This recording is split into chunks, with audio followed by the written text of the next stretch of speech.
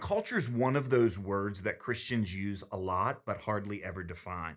And so it ends up becoming a synonym for all the bad stuff that's out there in the world, what's happening in the culture.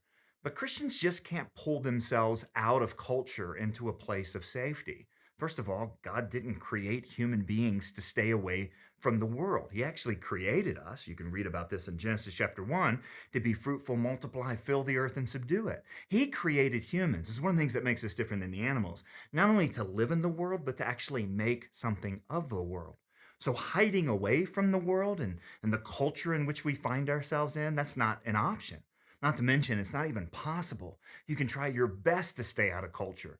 But culture is to humans what water is to fish. You can't avoid it. It's the world that we live in, the water that we swim in. Now, on the other hand, we can't just go along with everything that our culture says is right or okay or has changed, right? In fact, we live in a time period where just in the last 30, 40, 50 years, the speed at which things that were once unthinkable are now unquestionable has left a whole lot of people, especially parents and grandparents, dizzy by how quickly things have changed. And you know what? The freedom that God created humans with includes this freedom to take the world in a direction completely away from God and completely away from truth and completely away from righteousness. So, what God calls Christians to do is to live out of the truth of Scripture, what we can call the story, so that we can make sense of and find our place in our cultural moment. We live in a cultural moment. This moment's not the whole story. It seems like the whole story. We can stand in the moment and we hear all this kind of, people saying, well, you got to change your mind on this, or you'll be on the wrong side of history, or you can't believe that. That's bigoted or homophobic or any other sort of adjective that we get called. And we stand here in this moment and it seems like there's so much pressure. The temptation is to rethink what's true.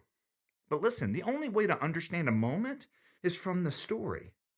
You don't try to understand the story from the moment. I mean, think about, for example, if you asked me, hey, John, did you like those Lord of the Rings movies? And I was like, no, because they killed Gandalf in the first one. Like, how could they kill Gandalf? He was awesome. And you'd say, wait a minute, that's not what happens. He comes back and he's even cooler when he comes back.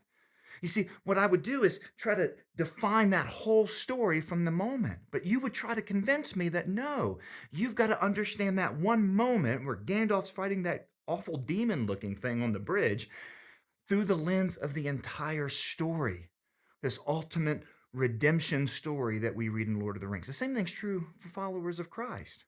The intensity and the pressure of this moment doesn't change what is ultimately true. And because we have the scriptures that give us the big story, we are uniquely equipped to make sense of the world in which we live.